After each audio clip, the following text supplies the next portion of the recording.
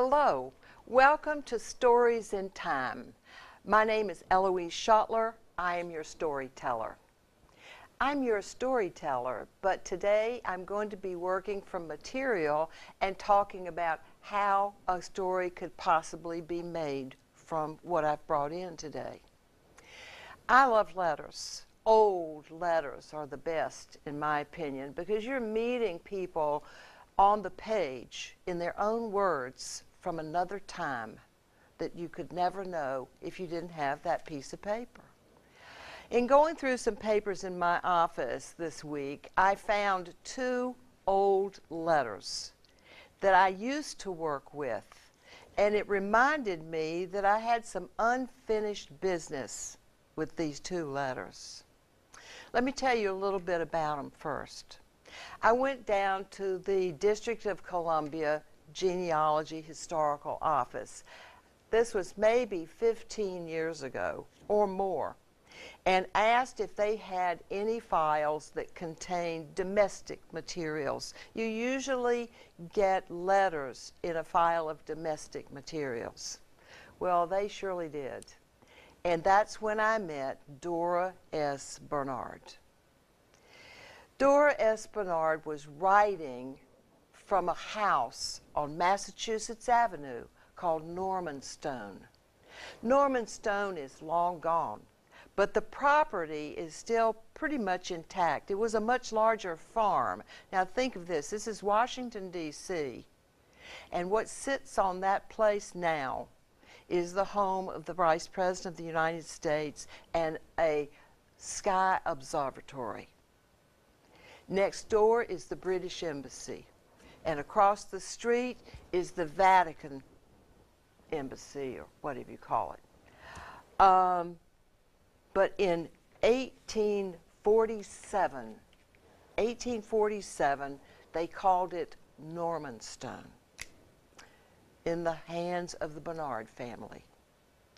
Dora was one of the daughters. I have to admit to you, I know nothing about this family except what I can read in these two letters. This is a young woman of whatever age, I don't know. I think she's very young, who's 2 days before her wedding. Her husband has moved up to what's now outside Rockville, Boyd's, perhaps, up in that area. And she's down in Washington. Today, we can make that drive up 270 in about 20 minutes. Hear what she says about it. 1845. My dear sir, I fully intended writing yesterday, but was prevented.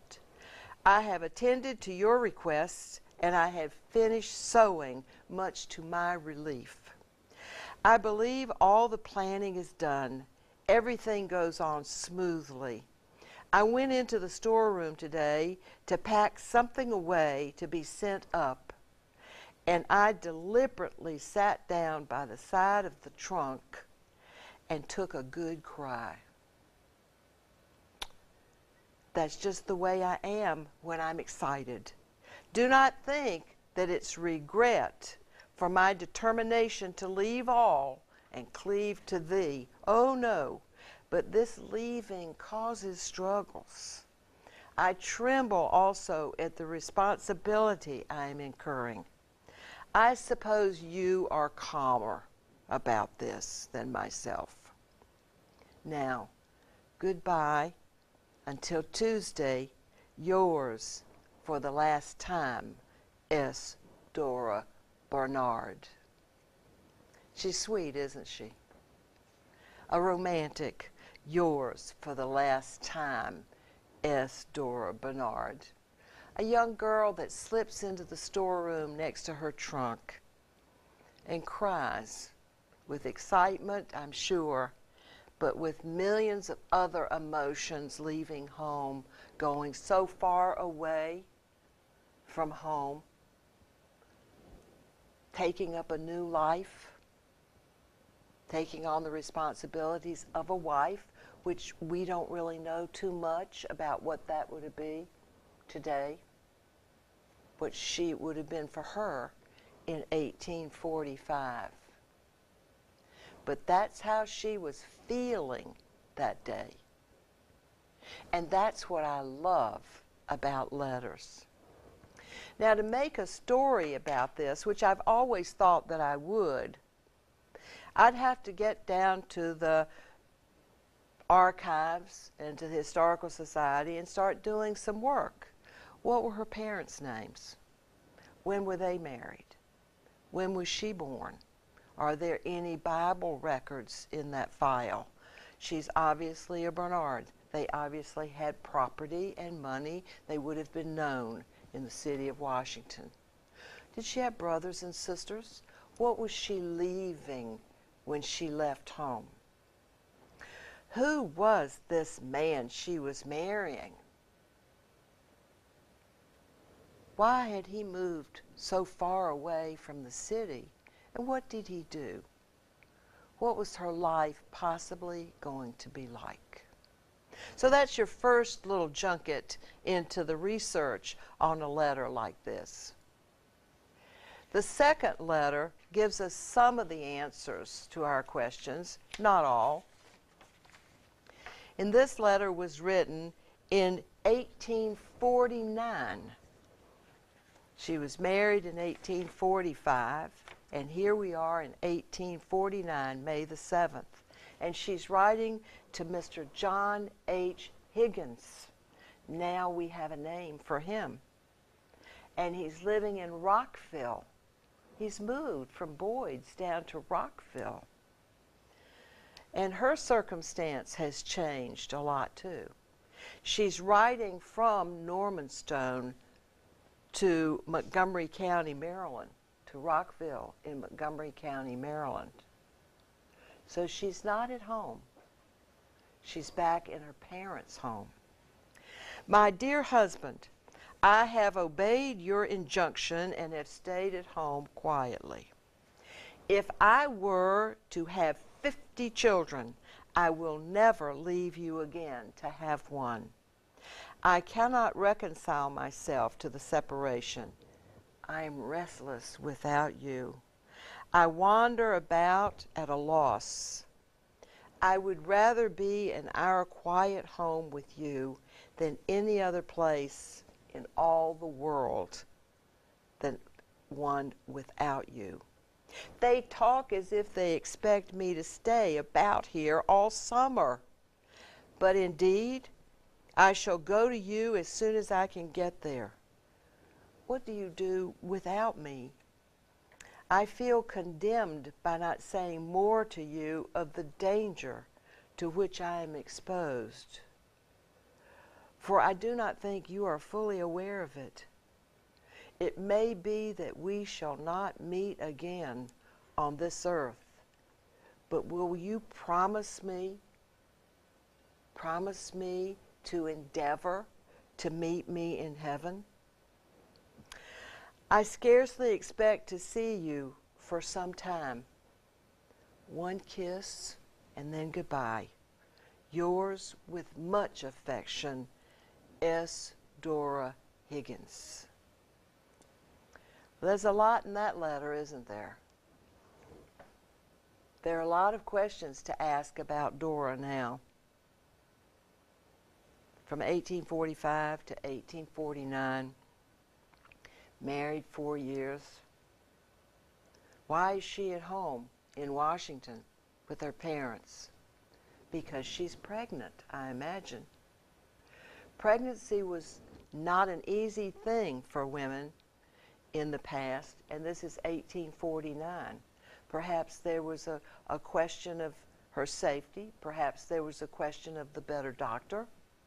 Perhaps there was the question of being near her parents, her mother, help with the baby, or a midwife. We don't know, do we? We have no idea why that would be. We don't know what Mr. Higgins does and why he might not have been at the ready to help her when she had the baby. That's another question. They made Rockville that we know today is heavily populated. We don't know what it was unless we go look in 1849. You see what I'm getting at? There are so many questions to ask, and there are answers to be found on the census records, city directories, census records, old newspapers, things like that that would tell you more about the daily life. To pick up a history book about women and maternity. What was the death rate in that period of time? What was she looking toward for her own physical well-being? Did you hear it, what I hear? I think she's frightened. That she's frightened and she hasn't talked to him about the fact that she might die in childbirth. And that she wouldn't want to leave him, obviously, is what she's talking about here. And what about faith here? Will you meet me in heaven? Will we ever be together again? There's a huge story in these letters. A lot of it can be built on truth, which is all the facts of history and what her life would be like and what she's eating, what she's drinking, what she's wearing. And some of it is left to your imagination. And as a storyteller, go ahead. Let that imagination soar as to what she looks like, who she is, and hopefully on those census records after 1850, you'll find Mr. and Mrs. John H. Higgins living with a child. Because that's the other thing. The babies didn't survive. The moms were in danger, but the babies didn't survive either. It's a lot to work with here, isn't there? It's a lot of fun. I'm thinking about it more these days because I'm getting ready to bring out my Flesh on Old Bones workshop, where I'm going to be teaching people how to use genealogy and genealogy research when they make their stories. This would be a lot more interesting when you tell it to your grandchildren, if you knew what the baby's name was, wouldn't it? Good luck if you have letters like this in your family. I hope you find the stories. Take care and come back.